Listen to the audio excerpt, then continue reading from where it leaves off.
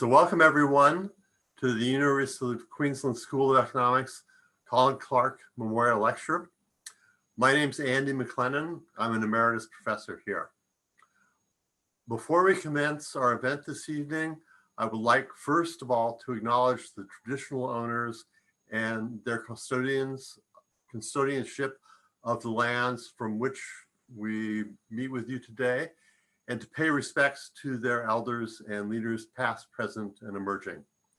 I would also like to acknowledge our many distinguished guests. The Colin Clark Memorial Lecture commenced in 1991 and has been held annually to recognize the contributions of Professor Clark to economics. After impressing John Maynard Keynes, Colin Clark became a lecturer in statistics at Cambridge University in the 1930s, where he published work on national income accounting that has been foundational for macroeconomics and for empirical approaches to economic policy. He left Cambridge in 1938 to take up a position with the Queensland government, and he worked in Queensland here until the early 50s, when he became the director of the Institute for Agricultural Economics at Oxford University. He went on to become the director of the Institute for Economic Progress at Monash University from 1969 to 1978. And he was a research consultant for the UQ School of Economics for the last decade of his life. Now, research consultant doesn't sound like a particularly powerful position, but it is clear that he had an enormous influence on the school. Among other things, in addition to this lecture, the building in which the school is housed is named after him. It is a great pleasure for me to be introducing Matt Jackson, who has been a good friend for over 30 years. Matt has had positions at Northwestern University and Caltech, and is now the William D. Eberle Professor of Economics at Stanford University, as well as an external faculty member of the Santa Fe Institute. His main interests include game theory, microeconomics, and the study of social and economic networks, on which he has published many articles, as well as the books The Human Network and Social and Economic Networks. In addition, he has been a pioneer in online instruction. Now, during his undergraduate days at Princeton University, Matt was strongly influenced by Hugo Sonnenschein, who was my PhD advisor, and who, among many other things, went on to become the president of the University of Chicago. One of the great pleasures of my career was working with Matt as co-editors of a volume in Hugo's honor. This evening, you'll hear Matt present on the topic of the economic consequences and dynamics of social networks. The way things will work is that Matt will talk for 40 or 45 minutes. And after that, there will be about 10 minutes for questions and discussions that will be moderated by Dr. Shino Takayama, followed by a vote of thanks and concluding remarks by our head of school, Daniel Zizzo. Now, during Matt's talk, if you have questions or comments, please put them in the chat. And be sure when you put things into the chat that you direct your comments to all the people, all participants. If a question is a clarifying question, possibly Shino or myself will try to answer it straight away, but we'll keep track of the questions, and the ones that are good we'll take into the discussion. Okay, so at this point, I would like to hand the virtual microphone over to Matt. Great. Let me share my screen here. And so thank you very much, Andy, for that kind introduction. It's really a pleasure to be here. And I thank the University of Queensland and the Colin Clark family as well for putting this together. And what I want to talk about today is how networks shape economic outcomes And I'll start by just taking you through a picture, which I think will make a simple point. And what I want to do is show you how networks have certain structures to them. And so I want to show you a picture of a high school, and I want to show you friendships. So these will be friendships between students at a high school. This is a US high school of about 255 students. And what I'm going to do is first show you an artificial network. So this is not the real network of friendships. This is one that was drawn by a computer, just putting down students and friendships completely at random, but with exactly the same number of friendships as exist in the real high school. So this is a fictional high school, and here's the data from the real high school. And here, so each dot is a student, and two students are connected if they participated in at least 3 activities a week together. So they hung out after school, they did homework together, they went to lunch together, studied together, and so forth. And this was drawn by what's known as a spring algorithm. So the algorithm looks at 2 students. If they're friends, it moves them closer together. And if they're not, it moves them farther apart. So as you can see, it begins to uncover some structure in this network. So in particular, we can see that there's essentially a cut in this network where there's one group of students on the top here, which are fairly disconnected from this group of students on the bottom. You'll also notice that there's more of an asymmetry in this network. So if I go back to the first network, most all the nodes are connected somehow, and there's more of an equality in the number of connections. When you look at the actual one, there's some students who have enormous numbers of connections and some who have none. So there's more of an asymmetry in the real network than in the other network. And now what I'm going to do is I'm actually going to color the nodes. And these are now marked by the self-reported ethnicities of the students. So the blue students are Black. The yellow dots here are white. The reds are Hispanics. And then there's some with multiple races and some with missing data, the blue ones here, light blue. But again, you can see here that there's extremely few friendships across the major groups here. And this is what's known as homophily. So we're seeing friendships segregate across the different demographics within this network, and it produces a strongly segregated network.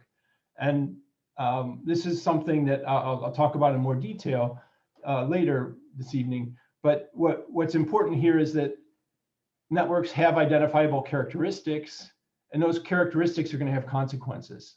So here in this kind of network, if we're looking at this, we can have information hit one part of the network and circulate within that part of the network, but not reach the other part of the network, since there's such a strong divide here.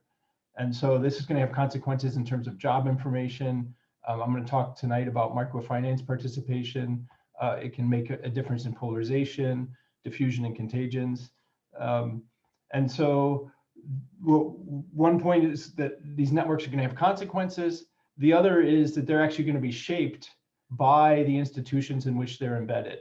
So we'll have not only the networks affecting the outcomes, but also the institutions affecting the networks.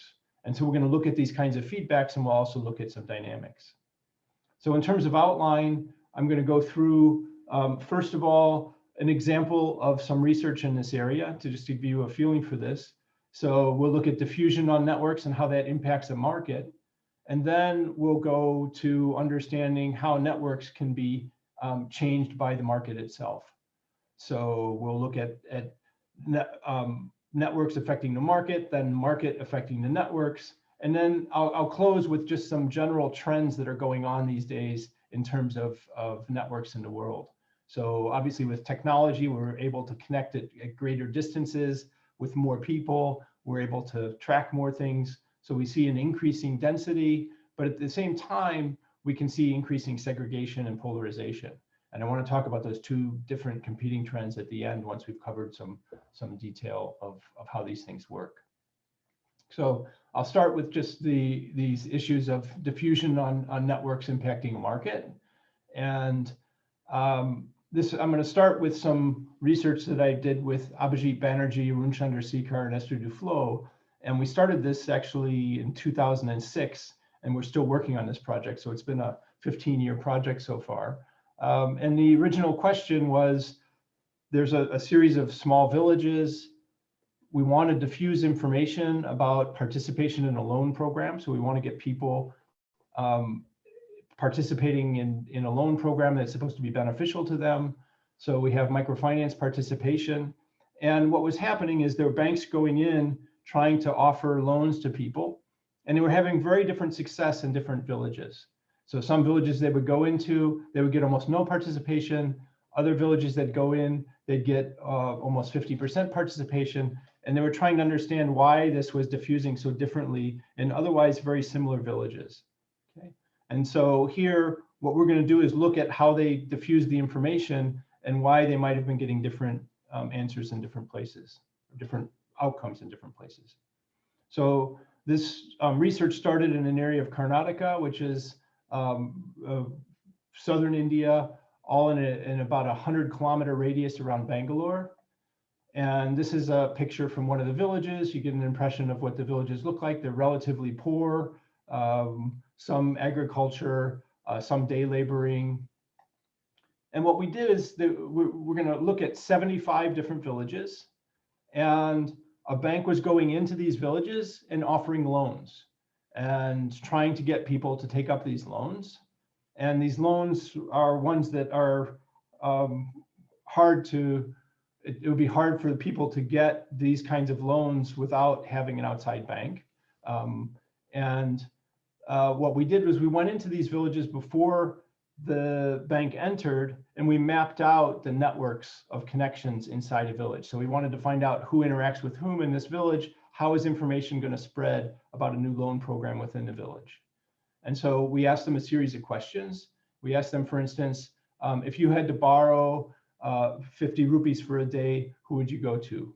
So in these villages, per capita income is roughly on the order of $1 to $3 a day. That's, you know, at the time is like somewhere between 60 and 200 rupees. This is one of the villages. Each little dot that you see is an adult, and they're grouped into households. And then there's a connection between two individuals if one of those people said that they would borrow money from another. So that gives us one of these networks, and we can see who's in contact with whom in terms of borrowing and lending money. And then we have a bunch of other networks as well. Who do you go to temple with? Who would you ask for important advice? And you can see that these networks have different shapes to them depending on what kind of relationship we're asking about.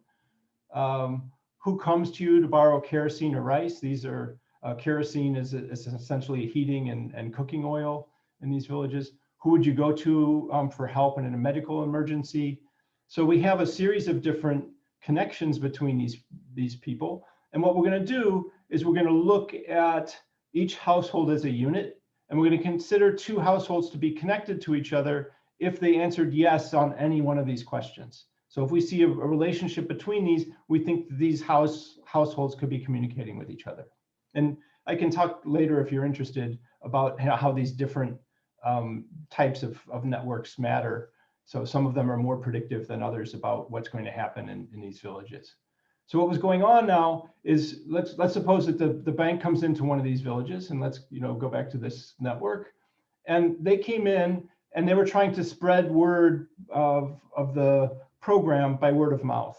So they would come in and inform some of the individuals in this village and say, look, we're a bank, we're going to offer loans, tell your friends, spread the news. And then the news would spread outwards. Okay. And the way that they were told to do this was the employees of the bank would come in and look for teachers, shopkeepers, and self-help group leaders. These are people that they would think would be central in the village and would be good at getting information out. So those were the people they were looking for, and they would be people that you could begin to disseminate information. So they would come in, and what would happen is in some villages, it might be that the teacher is a very central person and knows lots of other people and could spread information very well. It might turn out that in another village, the teacher or shopkeeper might be somebody fairly peripheral that wasn't well connected. and so might not have gotten information out. So our original hypothesis was the people that they talked to in the network could make a big difference in sort of how things spread. Okay, so that's the initial question. Do these initial injection points of the people that they first talked to make a difference in whether information spreads widely and they get good participation in the program, or whether they get almost no participation? And the second is, okay, there's this idea that some people should be better at spreading information than others, but how do we actually measure that? What's the right measurement for that? And I'm just going to take you through a couple in the interest of time tonight. But the most basic way in which people think of centrality in a network is just by counting a person's number of connections. So we call that the degree of a person. So for instance, if I wanted to spread information in these two parts of a network, I would say, well, this person has 7 connections. They look like the most central in this part. This person over here has 6 connections. They're the most central person over here. So I would want to give them the information. Those would be the people. If I only had limited resources and time, these would be the people to tell to spread information out. And I could ask, who should we talk to at the University of Queensland if we want to spread information? And you could give me suggestions of who would be the people that would be most central. So here we're looking for these central people, and the idea of degree measures, just sheer numbers of connections, who's able to reach the most people immediately. Okay, what's wrong with degree centrality? Why isn't it a sort of the right measure in some situations? Well, let's look at this network here. And I've outlined here, there's 2 different people who have 2 connections each, but there's a sense in which they're very different. So they have the same number of connections, but the one here sort of in the middle is better connected because they're connected to people, a 7 and a 6. The other person is connected to 2 2s. This person is sort of in the center of this picture. This person is rather peripheral. So there's ways in which these people have very different connectedness, and we'd like to be able to pick that up. So how do we pick that up? Well, in this work, what we did is we defined the centrality of an individual via how good they would be at randomly spreading information through a network. And we can think of this as a simple diffusion process, or equivalent to a lot of contagion models that now have become better known in the world, unfortunately, because of COVID. It used to be that I had to explain a lot about what contagion was and how this works.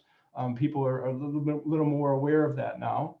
But the basic idea here was, let's define the centrality of a given individual by thinking of a process by which information, they're going to randomly bump into some of their friends. They're going to tell them about the availability of the microfinance, and then that information is going to randomly spread through the network. And so there's 2 key parameters that determine how well things spread. And this is true of disease, information, and so forth. And the question is sort of what's the frequency with which it'll go from one person to another? That's captured by this P term. What's the probability that one person, if they know this, is going to tell another person? And then T is sort of how long is this process going on? After some time period, people just stop talking about it. They stop being contagious effectively, and that dies out. And so there's these 2 parameters are going to define the centrality of a given individual. So we'll look at, for instance, let's suppose that this is the teacher in the village. The bank comes in and tells the teacher about the loan program, says, tell your friends, bring them to a meeting, we're going to offer loans. And now this person can then tell their friends. And so let's suppose that P was 0.5 and T was 4. So we're going to run this 4 times, and with a probability half, this person's going to tell a friend. So if we go through a calculation, we could simulate this and say, okay, well, this person happens to tell this person. So in the first period, they happen to tell one of their 2 friends. And now there's 2 informed people. So in the second period, they both can tell people. So this person tells a couple of people, this person happens to tell the other friend. Now we've got 5 informed people, and we keep going in this way. And so we could go through, and after 4 periods, in this particular simulation, this node would have hit 13 different individuals. Okay. If we started with a different node over here, this person actually has more connections than this one. It has 3 connections instead of 2. But as we go through this process, if we went through and simulate, this person's only going to reach 6 because of their position and so forth. So they end up with very different positions in the network. They end up with different outcomes as a result of that. So the idea here is we can measure people's connectedness beyond their initial connections by actually looking at how things would diffuse out from them in a network. And we assign numbers to those based on what the process looks like. Different processes are going to have different people being central. And that's something we can actually estimate in the data. Okay. So the question then is, okay, in these villages, we've got 75 different villages. Can we predict how well the bank did at spreading information by looking at the centrality of the first people that they talked to in those villages? So they went into the villages, they found the teachers, the shopkeepers, the self-help group leaders, they told them, and then the information spread out from them. And does that predict how well the microfinance did in those villages? And here is a simple, just a bar chart of what actually came out of this. Oops, sorry. So here we have, if we just look at the village characteristics, there's some characteristics of where the village sits, what its size is, and a bunch of things about the wealth of the village and so forth. We can predict about 25% of the participation by just looking at the village characteristics itself. Then if we look at the first people they talk to in terms of degree centrality, we can get that up to about 33%. Okay? If we instead we use this diffusion centrality and we do it, we look at the diffusion centrality of those initial nodes that they told, we can get that up to about 47.5%. If in addition, we actually fit that, so we can estimate what that P and T are. If we estimate the best fit P and T from the data, we can actually get this up to about 62%.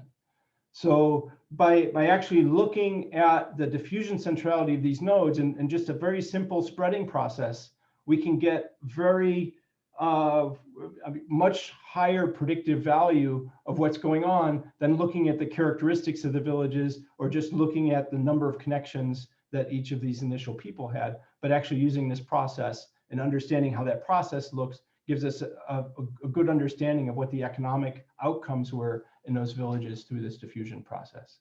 Okay, so just a quick lesson from this first part of the study was that these network positions have economic consequences. There's different ways in which you could be central, just how many friends I have, or am I well connected in terms of reach beyond those initial friendships, but how central am I in the network in terms of really getting things out?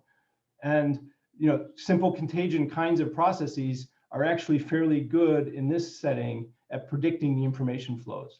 So there's a lot we did with the timing of, we can see when different people participated, when they first heard about the information, and tracking that out, you can actually see these things diffuse through the networks, and you get a better feeling for what those information flows look like. Okay, so that's sort of just to give us a feeling for how these networks work and showing that taking a network perspective can help us understand why we're getting different economic outcomes. In terms of policies, that then suggests finding the right central people can be very effective at improving these kinds of loan programs. So if you want to get more participation in the loan program, you can do better by identifying the right people. And so we've followed this up in vaccination studies in other parts of India, trying to get vaccinations out and understanding that, and using the insights from this, we're able to improve the ways in which vaccination participation works in those villages. So this can actually be a fairly powerful tool in terms of improving policies. Okay, so the second part of this was a little bit serendipitous. During the time at which the bank was entering the villages, it happened to be the time of the financial crisis. And so the financial crisis started in 2008. By 2009, the bank was thinking about slowing its loan programs. By 2010, they had stopped lending in these villages. And so what happened was they entered some of the villages, but not all of the villages. And so what we can do is actually see, do the networks in the villages that they entered end up looking different from the networks that they did not enter, the villages that they did not enter? So does the fact that a bank came in and gave loans in one village compared to another village that they didn't happen to get into, does that change the way in which these networks are structured inside those villages? So just as in terms of motivation, this is a quote from Ken Arrow from 1999. This leads to an important longstanding question: does the market, or for that matter, large, efficient bureaucratic state, destroy social links that have positive implications for efficiency? So can markets change networks? That is sort of the question. So this is work now together with Arun, Abhijit, and Esther, also Emily Breza and Cynthia Kinnan. This is a paper that we just finished a few months ago. So we had surveyed these villages before the bank went in to enter. They entered 43 of the villages by 2010, but not the other 32. And then we resurveyed all the villages to get the networks before and after. And so we can see, what do the networks look like in the villages they entered, and what about the villages that they did not enter? How do they compare? Okay. And so we can think of that as kind of a treatment and control. So this is, this isn't completely random, because we didn't flip coins to tell them which villages to enter and which ones not to. It's quasi-random, but what we did afterwards is we replicated this in another area of India, where we actually randomized, and we get effectively the same results. So let me just show you what this actually looks like. So first of all, let's just look at what's the frequency with which people are connected. How many households, if we look at 2 pairs of households in a given village, what's the frequency with which they're connected? So if we look in a non-microfinance village, and we look in 2006, there's about a little between 9 and 10% of pairs of households are connected to each other, are interacting with each other in these networks. What we see is that drops. So it drops by roughly 15%. So if we look at the after, when we go back in 2012, the villages that the bank didn't enter have seen their networks drop in terms of density a bit. And part of this is the fact that there's, Bangalore is growing, the economies are changing here. People are moving a little bit more outside the villages than they used to. So there's less interaction inside the villages than there used to be. But what was interesting and was a little bit unanticipated is that the amount of the drop that we saw in the microfinance villages was basically twice as large as it was in the non-microfinance villages. So we see about a 30% drop in the probability that 2 households are linked in a microfinance village. So we come in, give them loans, and they're interacting at a much lower rate than the ones that didn't get loans. Okay. So one question that we had was, okay, well, one possibility is just that the households who got loans don't need to borrow and lend from each other anymore. So those links dissolve, and that's the reason that this is all happening. And we shouldn't really be concerned about this. It's just, the broken networks are just the fact that these households can borrow and lend from each other. They don't need to do that anymore. They're borrowing from a bank. So that's what's going on. Okay, so what actually is happening, the way in which we tried to figure out exactly what's happening is we use a technique called propensity scoring. So propensity scoring is something that's very common in the medical literature, and it's something that people use for trying to ascertain, match people across, you've got an experiment, some people get a vaccine, some people don't. You want to match people equivalently to see, how does this affect 65-year-olds? How does it affect 42-year-olds and so forth? And so what we do is we try and match them up according to characteristics by predicting who would end up getting it in the one compared to the other. So what we do is so what we'd like to do is compare people in the microfinance villages to people in the non-microfinance villages. In the non-microfinance villages, we're not sure who exactly would have gotten a loan, right? So that's where the propensity scoring is going to come in. We're going to try and predict who would have gotten a loan had they been available in the non-microfinance villages. Then we can match those people to the ones who actually got loans in the microfinance villages, And by looking at those individuals, we can see whether those are the people that are losing relationships. Okay. So what we can do is just, we'll break people into two categories: high probability of getting a loan and low probability of getting a loan. And using some machine learning, basically a random forest algorithm, we're able to categorize people into these two different groups. And we can get about a 46% probability of matching who the people are who really get the loans based off demographics, and the people that we predict won't participate at about a 4% level. So the algorithm is actually fairly good at identifying who would have gotten a loan and who wouldn't get a loan. And so then what we can do is we can look at, when we look at these link probabilities, we can compare where's the drop in links when we compare the non-microfinance villages to the microfinance villages. Where are those links disappearing? Are they disappearing just between the loan people or also in the non-loan people? And so here what we see is the high highs, we see a drop from non-microfinance to microfinance villages. We see lower link probabilities. So we are seeing a drop among the people that would have gotten loans. When we compare them across the villages that didn't have access to ones that did, we see a drop in those.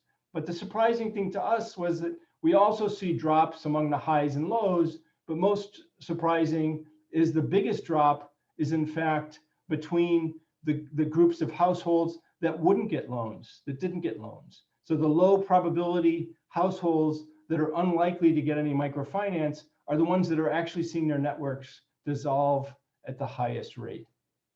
And just a comment about that, what's actually happening? What's our best hypothesis? We spend a lot of time trying to figure out this and sort of matching up different possible explanations for what was going on. Effectively, what's happening is that there's sort of a complementarity and spillover in socializing within these villages. So we can think of these relationships as not being independent across different households. And this is, I went back, I think in, would say 2015 and talked to different villagers to try and get some impression of exactly what's going on. And this is consistent with what we see in the data. The story that they told is basically before microfinance was there, people used to congregate in the tea shops and in the town square and so forth, hang out, socialize together. And then what would happen is once microfinance came in, some of those people no longer felt a need. So they had loans from the bank. They didn't necessarily have to borrow from their friends. They were busier. They spent less time socializing in the square. And that led to socializing decreasing among a whole population, not just the people who got the loans. And so that lowered this socialization, this interaction, and therefore we see deterioration in the actual networks. So that's something that is a hypothesis, but it fits fairly well in terms of matching. So we model that, and you can fit the data fairly well by looking at something where this kind of socialization effort, people are no longer seeing their friends there, they no longer go there, and you see more of a deterioration among people who didn't get loans as well as the people who did get loans. So we see this, the lows are socializing, that depends on the people who did get loans.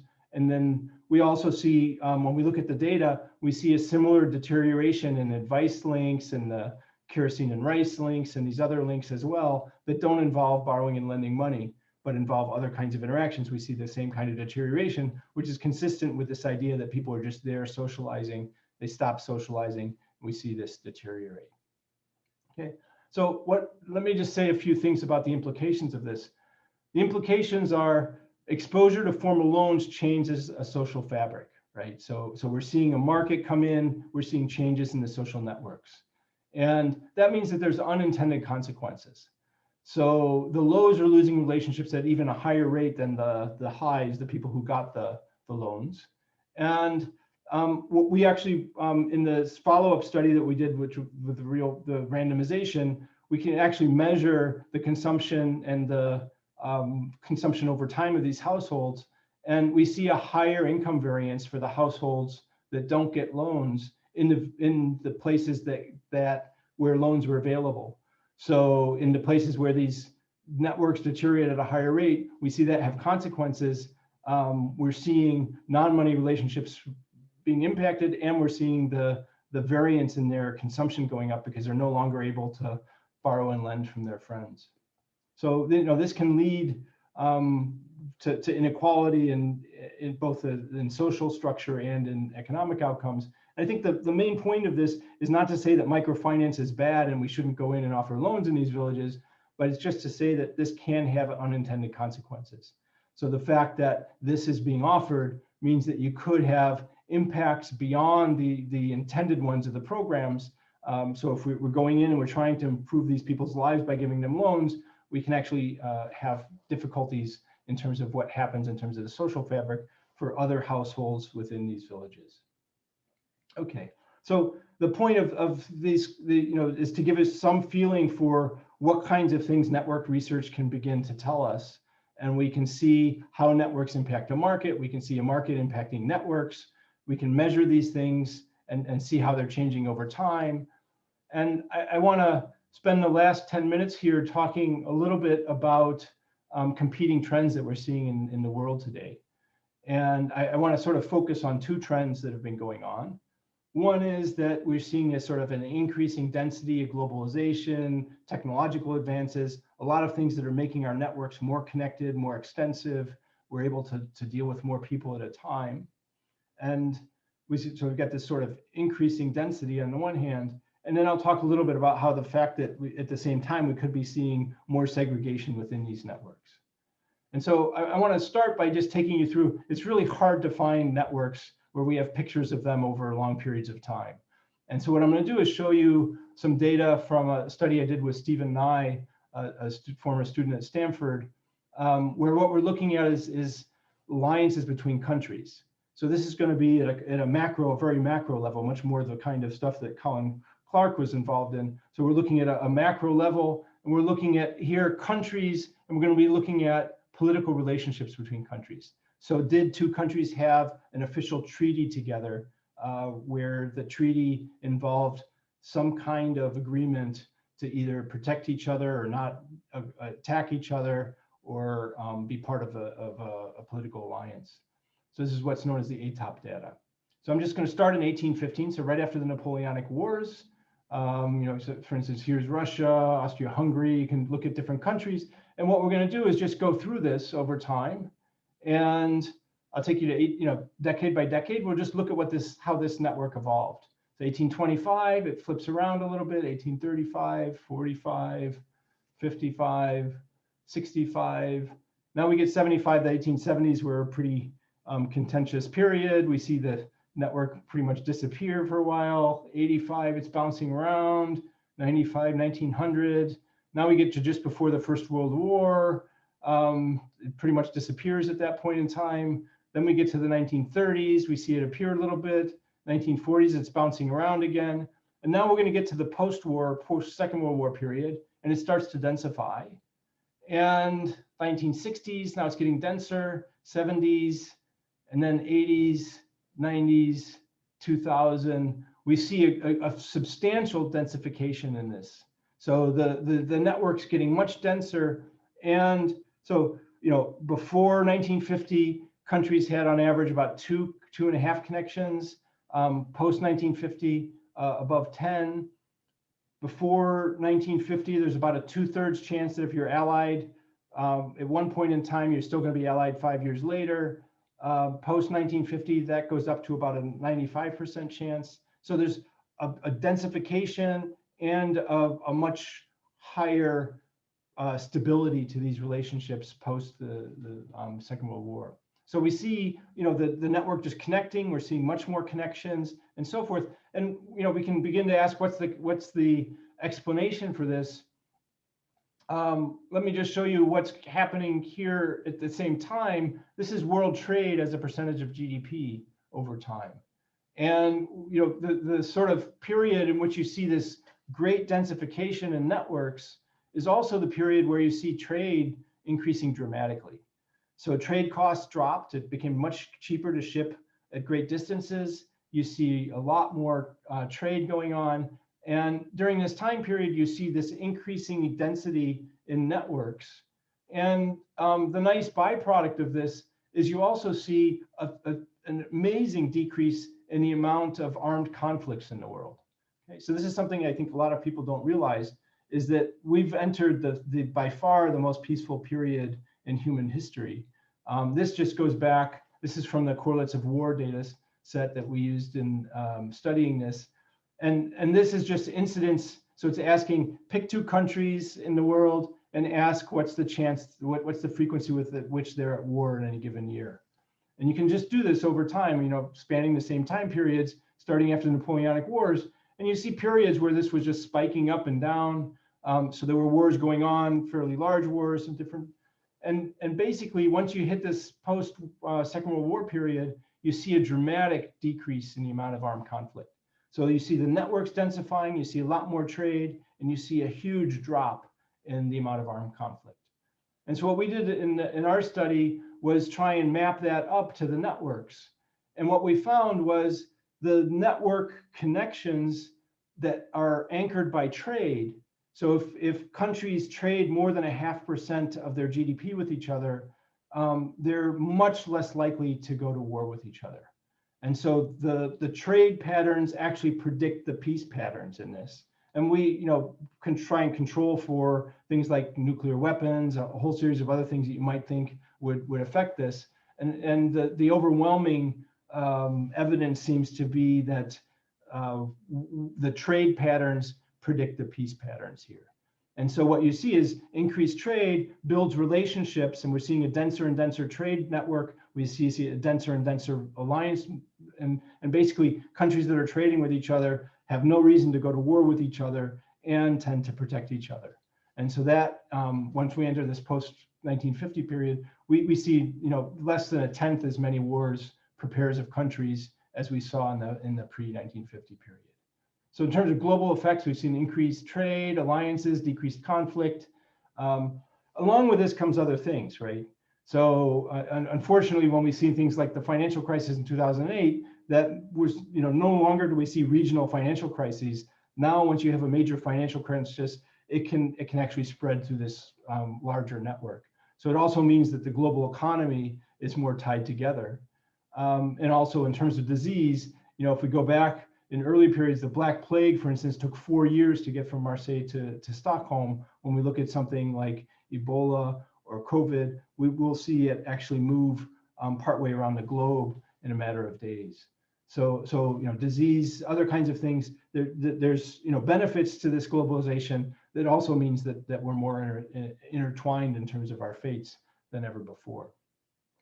So the last thing I want to talk about gets back to this thing we started with, the homophily in the network. So homophily, again, refers to this fact that people tend to associate with other individuals who are more similar to themselves. And we saw that in the high school networks that I showed you to begin with. Let me show you another network that exhibits a lot of homophily. This is from a book I wrote recently, The Human Network. And this is from code I got from a computer science student named Renzo Lucioni. And here, this is just looking at the US Senate. And each one of these dots is a senator.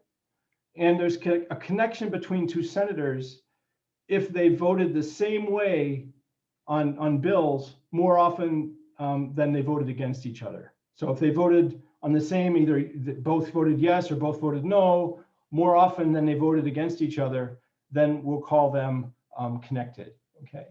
And so this is the Senate in 1990, and at that point in time, about 82% of the senators are linked. And then what we can do is we can fast forward to looking at 2015. So this is actually before Trump was originally elected in 2015. We look at the same network, and effectively this network splits very cleanly in 2 now, where about 53% of the senators are linked, and now almost all of the links are within parties and very few across parties. So we see sort of an increase in homophily in this Senate voting network, where now the connections are mostly within party and much less across parties than they used to be.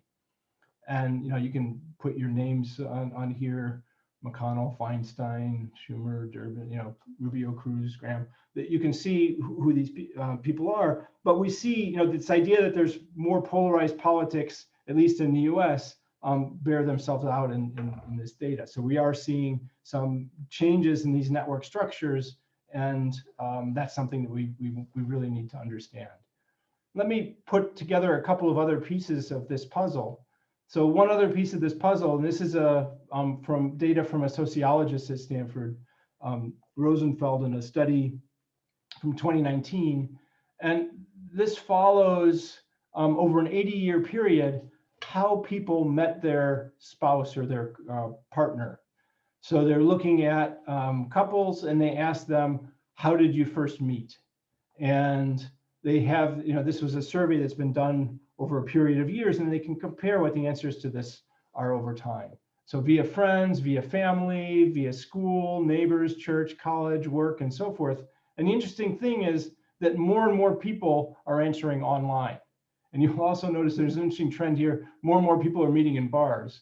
The fact that these two are correlated now, because you can find apps where you can meet people online in a bar. But effectively, this has become now the plurality of how people are meeting. And it means that people are meeting very different ways than they used to. So algorithms and systems are more involved in putting people together than they ever were before. And I think that, one kind of challenge of this, when we start thinking about the way that networks are shaped, is that platforms benefit from engagement, and they compete for each other to get people's attention. And that means that algorithms are sort of built to reinforce the network. So to put you together with your friends of friends, and to offer people things that they like, and offer news that resonates. And what that can do is begin to put you together with people who are similar to you in terms of background, in terms of demographics, in terms of viewpoints, and so forth. And I think we all hear this term echo chambers. Here we can put sort of a real structure to it. The idea here is that what's happening is people are being connected more to people who are very similar to themselves, both in demographic background and in viewpoints, and that can happen naturally. I mean, so homophily is something that seems to be very persistent in human nature, and the algorithms can actually accelerate that. And one interesting study, this is a study by some people from Facebook, was published last year. And what it does is it sort of looks, this is looking at conservative versus liberal people in terms of political content, and then looking at how much content they see from the other side. So for instance, the blue line here would be a liberal. How much content, conservative content, does a liberal have access to? So if content was just randomly spread through the network, they would see about 45% of their content would be conservative. But when they actually look at the network in terms of who they're connected to inside the Facebook, then that's going to be down to just over under 25%.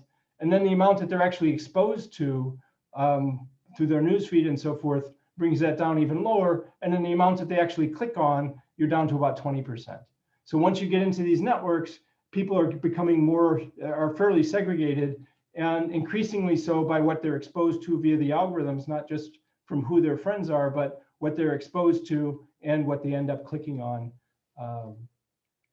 Okay, and so all of this can be leading to very different outcomes for different groups. Now that the groups can end up being segregated. And so just in terms of some closing thoughts, the networks matter. They affect the information that people have. They affect things like contagion. They affect trade and peace. There's a whole series of different things that these networks are very important in. And the formal markets and institutions are intertwined with these informal networks. So the informal networks affect how the information spreads, how these things function, and vice versa. The markets themselves can affect the networks. And nowadays, we're more and more dependent on technology and to mediate these things. And we need better understandings of some of the dynamics and feedback. So that's a good place to stop. And thank you very much for your attention. And I'm very happy to answer any questions that have come up at this point.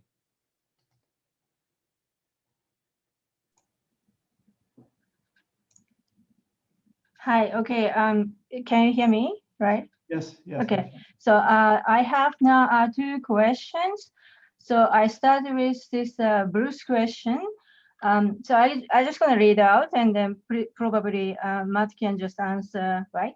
So the question is about these technology things, and so how significant is the speed of mobile phone or device access and social media interaction to the breakdown of traditional village level networks, vice versa, this, finance approvals. Yeah. Yeah. That's a very good question. So what we can see is, I mean, one thing that's very interesting is that the fact that we have mobile phone technologies means that a lot of villages that can be fairly isolated can actually have access to mobile phones.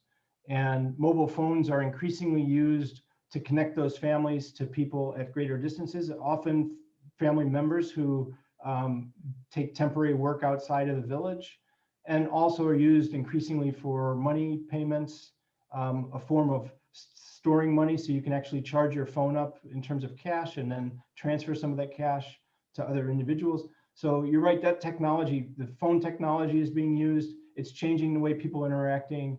It's also allowing them to begin to be part of the internet and to get information.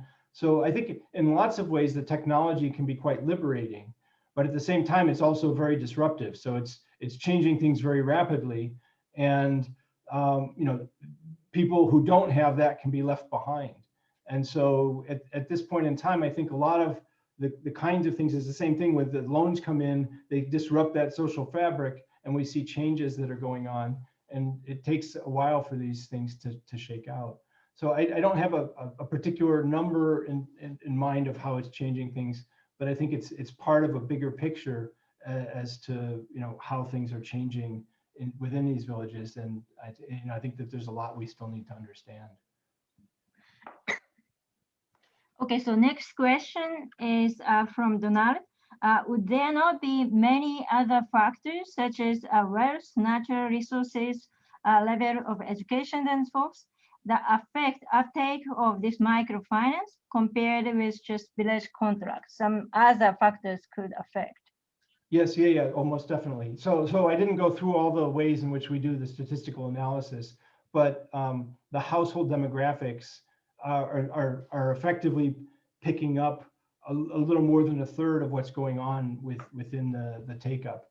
And the types of families that tend to participate. So these are loans that were actually given to women, the ages between 18 and 57 years old, and one per household. And understanding what the demographic structure of the household looks like is very helpful. Basically the loans tend to be taken up not by the wealthiest individuals and most educated in the village, and not by the most poor and least educated, but often in the middle groups.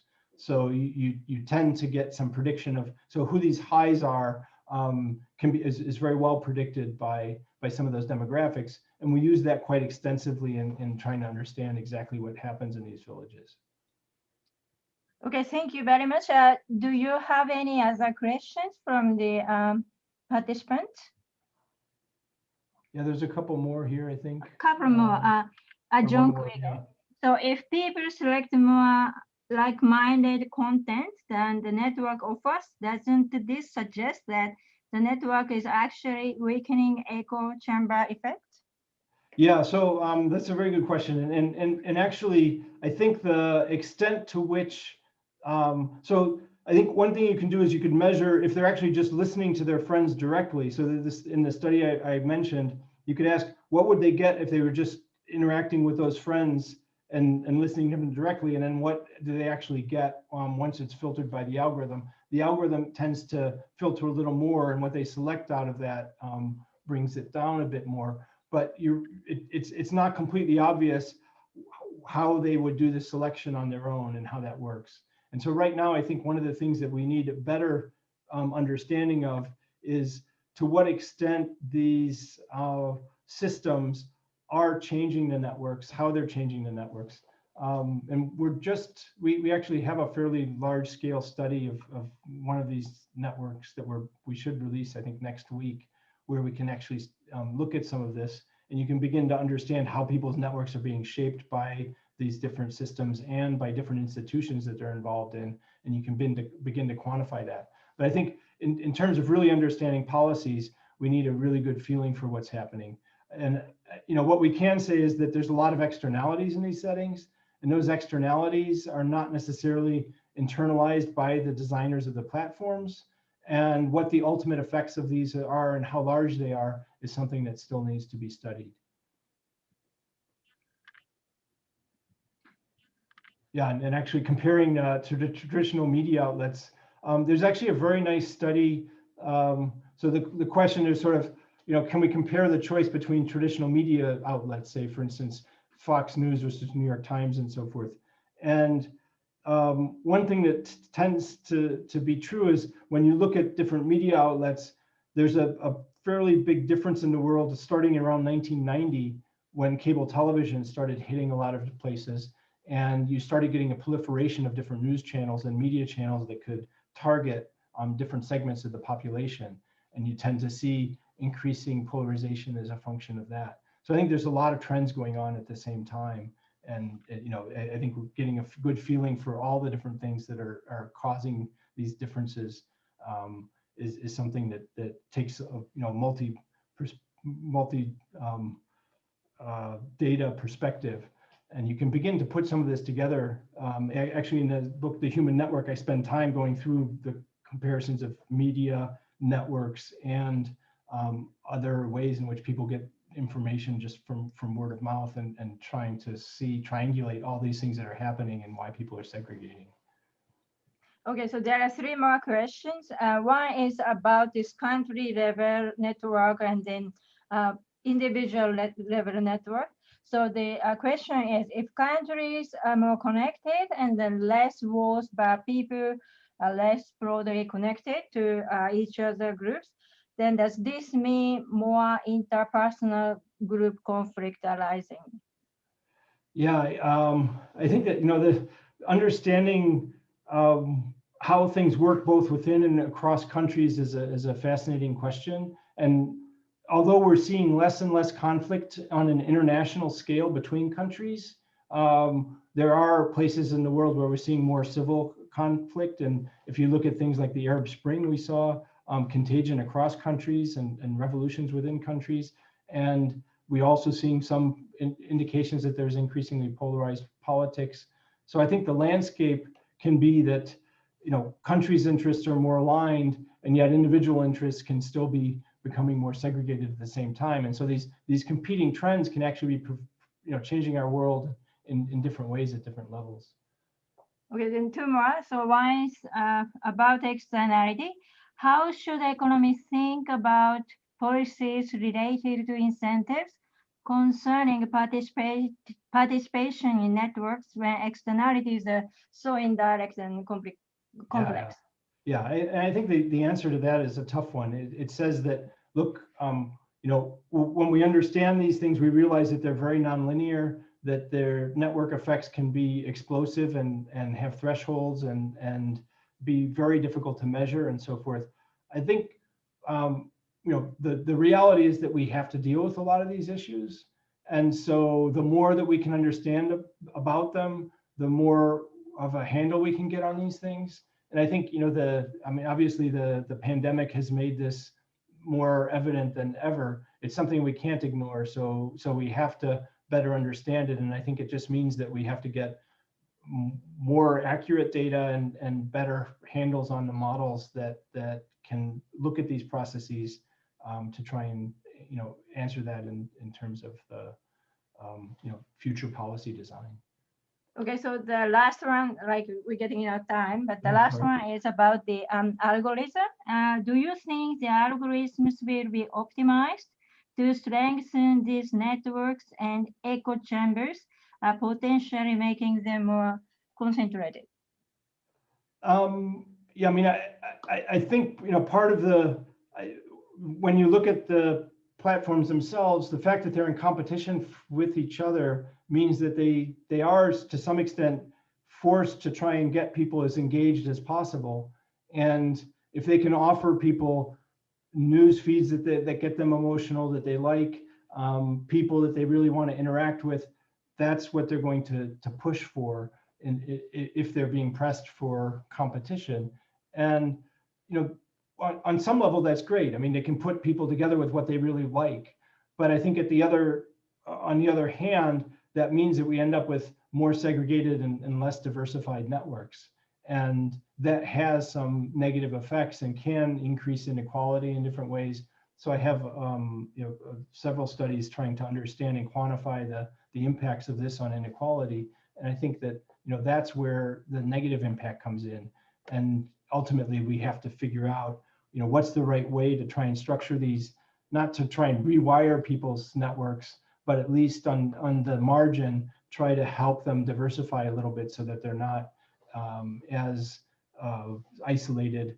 And I think a lot of people don't realize how isolated our networks are, right? So we think of our networks as being very diverse.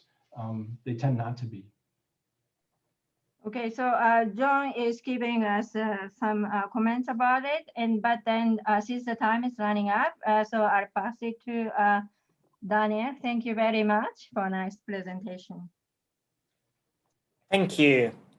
On behalf of everyone at the School of Economics, University of Queensland, the Economic Society of Australia, Queensland, and everyone who has attended this Colin Clark Memorial Lecture today, let me offer a vote of thanks to Matthew for the very insightful lecture. The lecture has been recorded, will be made available on our website. So if any of your friends and colleagues have not seen it, but may want to be seen it, please let them know, and they will be able to watch it. So here at the School of Economics at UQ, we are very keen to show how economics can be used to address big challenges, policy challenges. And I think that Matthew's lecture is a great example of that. Give us plenty of material for thought to understand microfinance in developing countries, globalization, conflict, and polarization. So thank you all for coming. Thank you again, Matthew, for joining us tonight for you, in the middle of the night for you. And whether you are in Australia or elsewhere across the globe, I wish you all the best and goodbye.